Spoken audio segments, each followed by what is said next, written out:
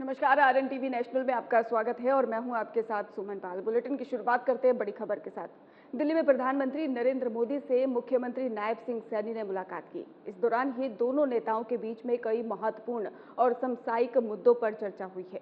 बैठक में हरियाणा के विकास कार्यों, चल रही योजनाओं और नई परियोजनाओं पर विचार साझा किया गया और साथ ही केंद्र और राज्य सरकार के बीच बेहतर समन्वय को लेकर भी बात हुई है। रोजगार, बुनियादी ढांचा और जन कल्याण योजनाओं को तेजी से आगे बढ़ाने पर जोर दिया गया। ये मुलाकात प्रशासनिक दृष्टि से महत्वपूर्ण मानी जा रही है, जिससे कि राज्य में विकास कार्य को और गति मिल सकती है।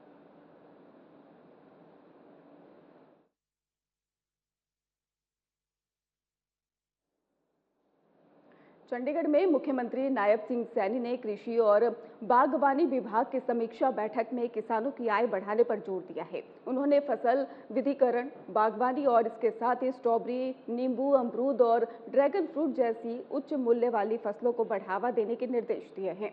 मुख्यमंत्री ने क्लस्टर आधारित खेती मॉडल अपनाने और नई संकट किस्में विकसित करने और प्राकृतिक खेती को प्रोत्साहित करने की बात कही है। साथ ही किसानों को परीक्षण संसाधन और बाजार से जोड़ने पर भी जोर दिया है। उन्होंने मिट्टी सुधार, जैविक खेती और कीटनाशकों की निगरानी के लिए आधुनिक प्रयोगशालाएं स्थापित करने के भी निर्देश दिए।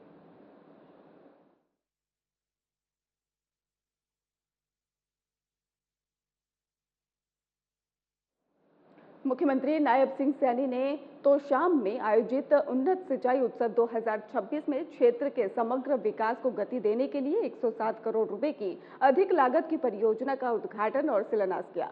उन्होंने बिजली आपूर्ति, शिक्षा और ग्रामीण आधारभूत संरचना को मजबूत करने पर जोर दिया। मुख्यमंत्री ने किसानों, युवाओं और जनता को सरकार की योजनाओं और प्रगति से अवगत कराते हुए कहा कि सभी काम पारदर्शी और समयबद्ध तरीके से किए जा रहे हैं। उन्होंने अफवाहों पर ध्यान न देने की, विपक्षी भ्रामक प्रचार से दूर रहने की भी अपील की। साथियों, आज ऐसे महान व्यक्तित्व चौधरी सुरेंद्र सिंह जी, आज उनकी पुण्यतिथि है। साथियों, हम सब जानते हैं चौधरी सुरेंद्र सिंह जी के बारे में, क्योंकि इस माटी में और आप लोगों के दिलों में जो चौधरी सुरेंद्र सिंह का स्थान है, साथियों, वो स्थान एक बहुत बड़ा स्थान आप लोगों के मन में है। साथियों, हम सब जानते हैं कि उनका जीवन केवल अपने लिए नहीं था, बल्कि समाज और जनसेवा के लिए उनका जीवन समर्पित था। साथियों, जो लोगों के दुख दर्द को बहुत नजदीक से समझते थे, जानते थे, ऐसा महान व्यक्तित्व चौधरी सुरेंद्र सिंह जी थे। साथियों, उनका जीवन संघर्ष, सादगी और समर्पण की एक मिसाल उनका जीवन रहा है।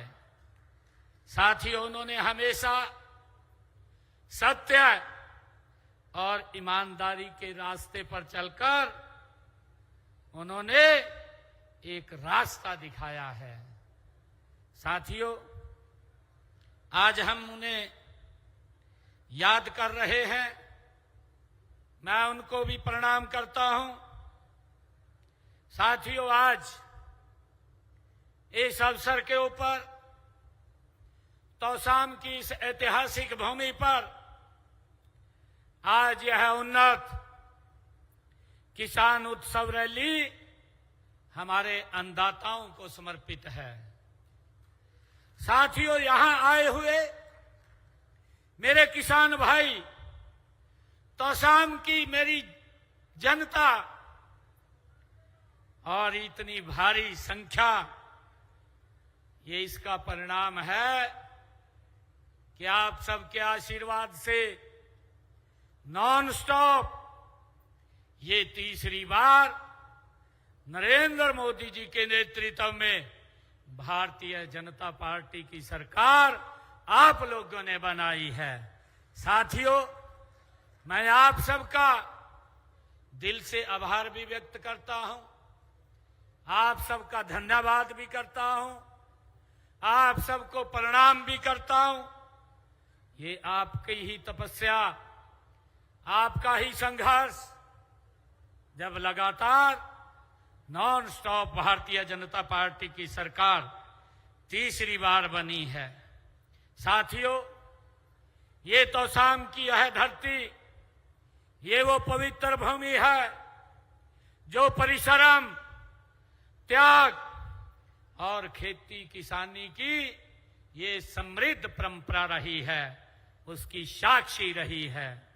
साथियों, यहाँ के किसानों ने पूरे देश का पेट भरने का काम किया है।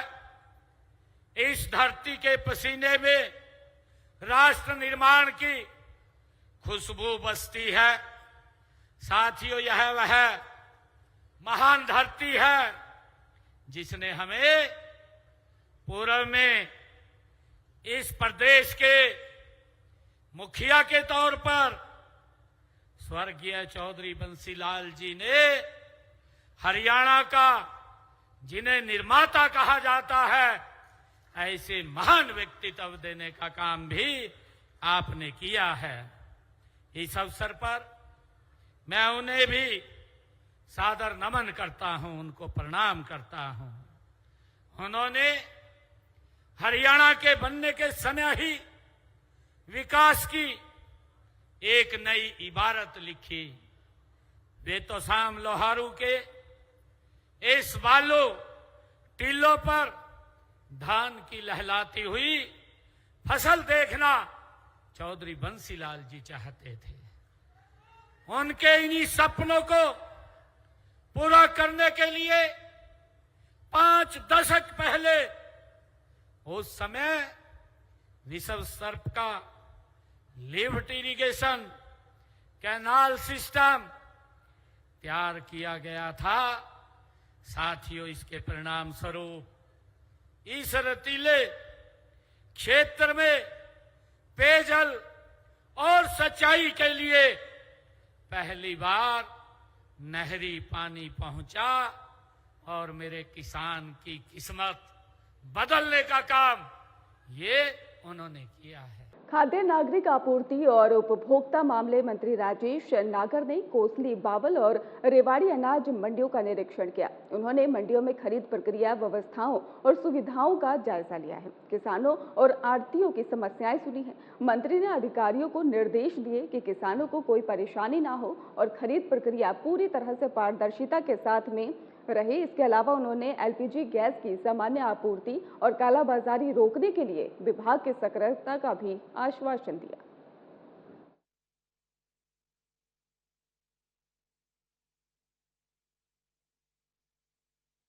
चालू है और मैंने किसानों से भी बात की और आढ़तियों से भी, व्यापारियों से भी, और 20,000 से ज़्यादा जो कट्टे वहाँ पर गेहूँ आ चुका है और किसी तरह की कोई शिकायत नहीं थी। बस खाली एक मांग थी कि भाई एफर्ट के अलावा एक और एजेंसी उनको मिले, तो वेयर हाउस के लिए हमने बोल दिया और वो एजेंसी जल्दी उनको मिल जाएगी।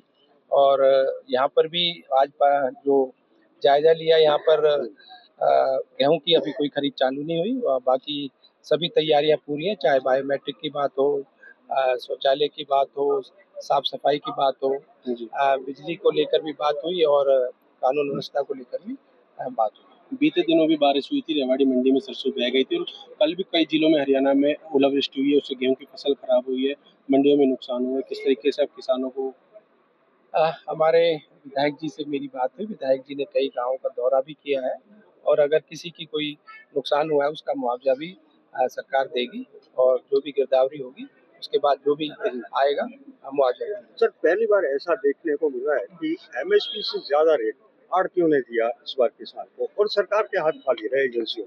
देखो, हमारी सरकार किसान हितैषी सरकार है।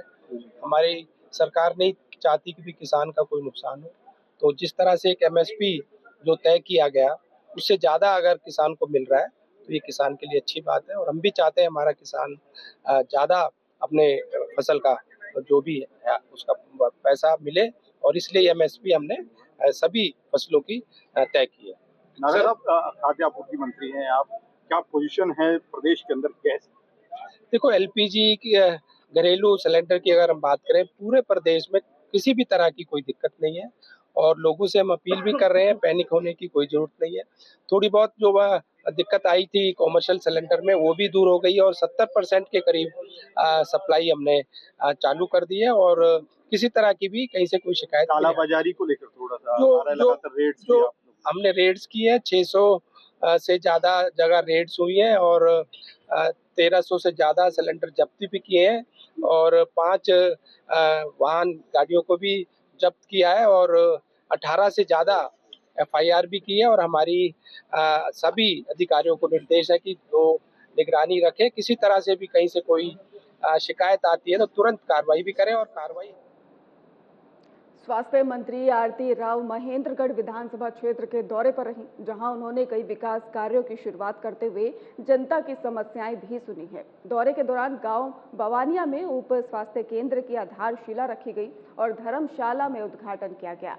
स्वास्थ्य सेवाओं को लेकर मंत्री ने कहा कि हरियाणा सरकार लगातार सुविधाओं को मजबूत करने की दिशा में काम कर रही है। उन्होंने महेंद्रगढ़ के सब डिविजनल अस्पताल का भी जिक्र करते हुए बताया कि पहले इसका बजट 17 करोड़ रुपए था, जिसे बढ़ाकर 75 करोड़ रुपए किया गया था। अब इसे संशोधित कर लगभग 40 करोड़ रुपए की लागत से पूरा करने की योजना बनाई गई है।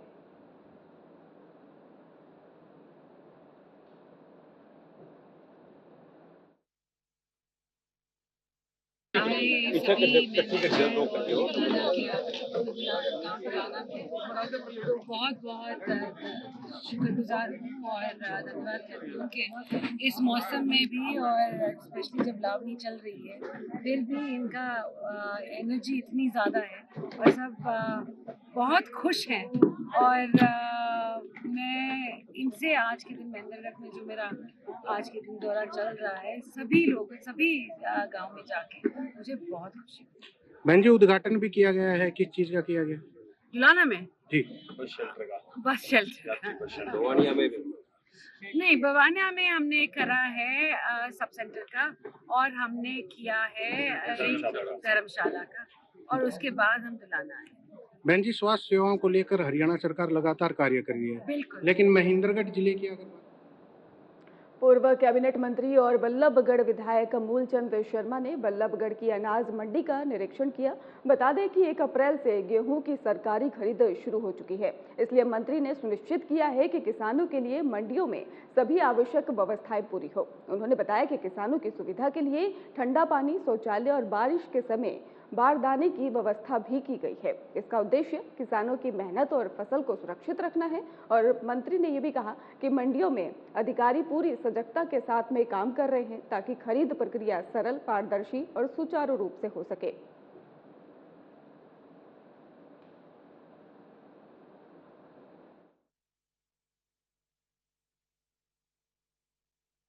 सरकार ने आज 1 तारीख से जो गेहूं की जो परचेजिंग की शुरुआत की है, उसके लिए हम सब लोग, हमारी मार्केट कमेटी के चेयरमैन भाई संजीव बेस्ता जी, सेक्रेटरी साहब और सभी आड़ती, किसान, मजदूर, व्यापारी सब मंडी में है कि हमने पूरी मंडी का जायजा दिया है कि आज इस समय पे किसान का रजिस्ट्रेशन हो, समय पे किसान की फसल का जो एजेंसी यहाँ परचेज करें, और समय पे जो गेहूं है उसको समय पे गोदाम में पहुंचाने का काम करें कि किसी तरह की किसान को कोई परेशानी ना हो, और जल्दी जल्दी उठान भी हो और जल्दी जल्दी उसको परचेज करने का काम करें। आज पूरे हरियाणा में हर मंडी में हर विधायक हो, अधिकारी हो, हर मंडी में है कि इस समय पे किसानों की परचेजिंग की बात की जाए और फसल के दाम की बात की जाए, इसके साथ साथ बारदाने को लेकर किस तरीके के जो है ऊर्जा मंत्री अनिल विज द्वारा डॉक्टर भीमराव अंबेडकर की प्रतिमा स्थापना के लिए 50 लाख रुपए जारी करने पर अंबाला छावनी के कई क्षेत्रों के लोगों ने उनका आभार जताया। आपको बता दें कि 12 क्रॉस रोड, अंबेडकर नगर और अन्य इलाकों से आए लोगों ने मंत्री से मुलाकात कर धन्यवाद दिया। इस दौरान ही बाबा साहेब अमर रहे और अनिल विज जिंदाबाद के नारे लगाए गए। बताते चले कि ये राशि मंत्री के ही स्वैच्छिक कोष से नगर परिषद अंबाला सदर को दी गई है। इससे अब क्षेत्र में बाबा साहेब की भव्य प्रतिमा स्थापित की जाएगी, जिसे लेकर लोगों में खुशी का माहौल भी देखने को मिल रहा है।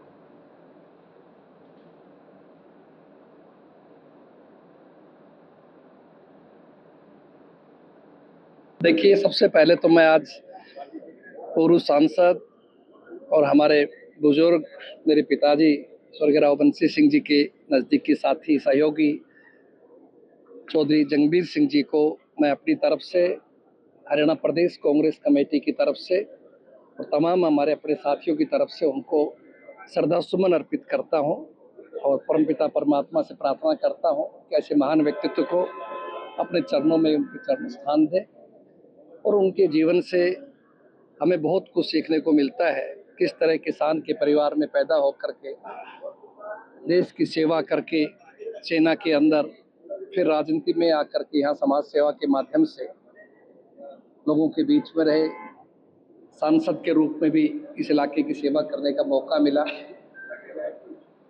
हरियाणा विद्यालय शिक्षा बोर्ड की 10वीं और 12वीं की परीक्षाएं सफलतापूर्वक समाप्त हो गई हैं। इस बार नकल के मामले में पिछले सालों के मुकाबले बड़ी कमी देखी गई है। वर्ष 2026 में केवल 387 मामले दर्ज किए गए, जबकि 2025 में 337 नकल के मामले भी सामने आए थे। परीक्षा केंद्रों पर 325 और उसके बाद ही तैनाती जो की गई थी वो कुल 5,71,667 परीक्षार्थियों ने हिस्सा लिया।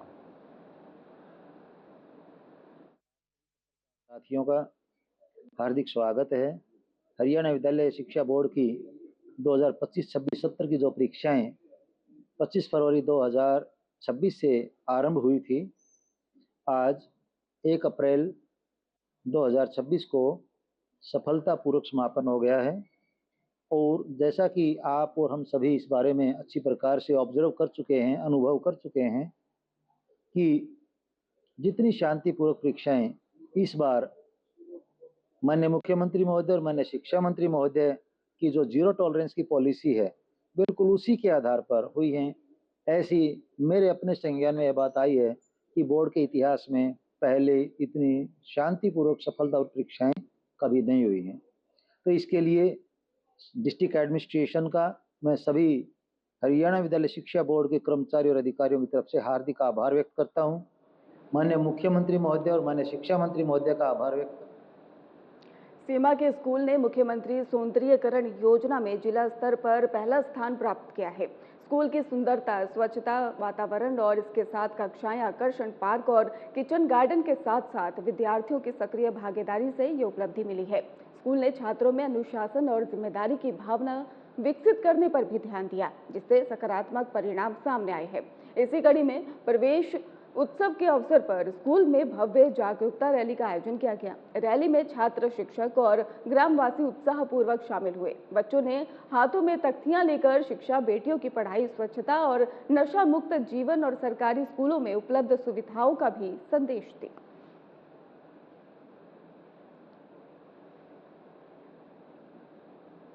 महेंद्रगढ़ में सरसों की सरकारी खरीद 28 मार्च से शुरू हो चुकी है, लेकिन अभी तक किसानों ने सरकारी एजेंसियों को सरसों बेचना शुरू नहीं किया है। इसका मुख्य कारण है सरकारी समर्थन मूल्य 6,225 प्रति क्विंटल कम होना और खुले बाजार में सरसों का भाव 6,700 से 6,800 प्रति क्विंटल होना बताया जा रहा है।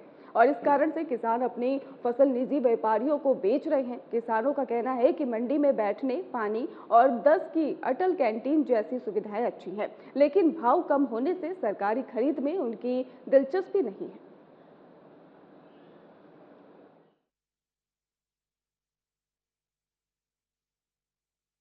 सरसों लेके आया हूँ जी। व्यवस्था तो सही है, कोई दिक्कत नहीं है, लेकिन सरकार का समर्थन मूल्य है वो तो कम है, ओपन मार्केट में ज्यादा दिख रही है। तो इस वजह से किसान फिर सरकार को कैसे दे पाएंगे। ओपन मार्केट में दे रहे हो? हाँ, मैं तो ओपन मार्केट में दूंगा जी। ओपन मार्केट में 6700-6800 रुपये बिक रही है। सरकार का समर्थन मूल्य 6225 रुपये है। यहाँ पे जो तो गेट पास में और आप मंडी में आए हो, यहाँ मार्केट कमेटी की तरफ से भी पूरा सहयोग है। पानी पूनी की व्यवस्था भी सब कुछ सुचारू रूप से चल रही है, सब चीज़ बढ़िया है। नहीं सर, प्राइवेट ही बेचेंगे, प्राइवेट में दाम अच्छे मिल रहे हैं तो भारी बेचेंगे प्राइवेट में। कितना फर्क आ रहा है सरकारी और प्राइवेट में? कम से कम 400-500 रुपए के आसपास तो है, इतना अंतर तो है गवर्नमेंट रेट में और प्राइवेट।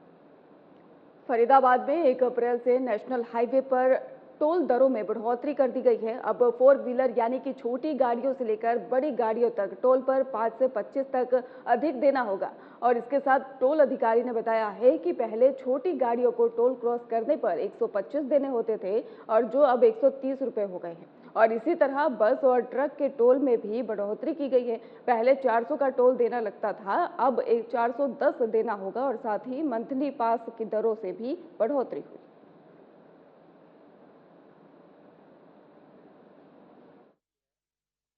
टोल प्लाजा है, इसकी जो अथॉरिटी है वो national highway authority of India है, NHI, और इसका जो कंसेशनर है वो क्यू हाईवे है। आज सर ये हमारी एक रूटीन प्रक्रिया है, एवरी ईयर गवर्नमेंट के थ्रू जो हमारी NHI हमारी अथॉरिटीज के थ्रू पूरे हिंदुस्तान में रेट बढ़ाए जाते हैं। तो आज मध्य रात्रि 1/4/2026 से हमारे रेट नए लागू हो गए हैं। वो इस प्रकार हैं, अब पहले हमारा जो कार का रेट था वो 125 रुपये था, वो अभी 130 हो गया है। LC का रेट हमारा 195 रुपये था, वो अभी 200 रुपये हो गया है। ट्रक या MAV का जो रेट था वो हमारा 400 रुपये था, वो बढ़कर 410 हो गया है। रेवाड़ी में बुजुर्ग महिलाओं से ज्वेलरी ठगने के मामले में पुलिस ने 2 आरोपियों को गिरफ्तार किया है। आरोपियों ने उसे लॉटरी में पैसा जीतने का झांसा देकर बातों में उलझाया और सोने के कुंडल झपट कर ही फरार हो गया। शिकायत मिलने पर पुलिस ने जांच भी शुरू की और आरोपी को गिरफ्तार किया। बता दें आपको कि पकड़े गए आरोपियों पर पहले भी कई आपराधिक मामले दर्ज हैं और पुलिस उपाधीक्षक सुरेंद्र ने बताया है कि बुजुर्ग महिलाओं को सुरक्षित रखने और ऐसे अपराध रोकने के लिए कार्रवाई लगातार जारी रहेगी।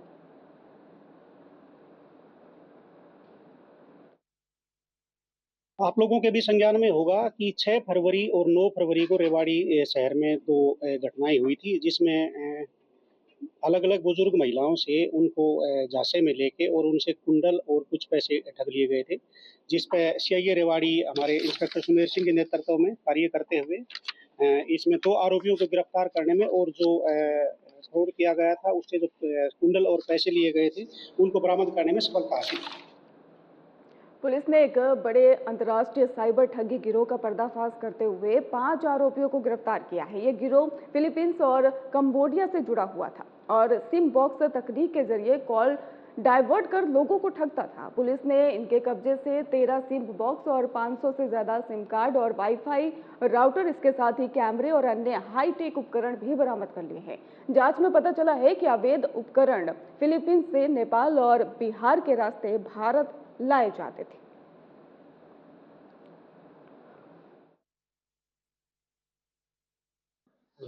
तो साइबर फ्रॉड में सिमबॉक्स नेटवर्क का भंडाफोड़ किया है, क्या है पूरा मामला, किन किन लोगों को गिरफ्तार किया है पुलिस ने?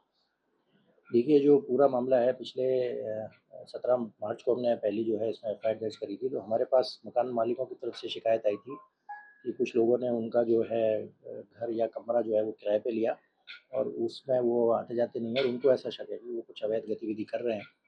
तो उसके बेसिस पे हमने जब रेड करी तो हमें ये सिमबॉक्स का नेटवर्क मिला। जो सिमबॉक्स वहाँ पे चल रहे थे, एक ह्यूमनलेस ऑपरेशन था।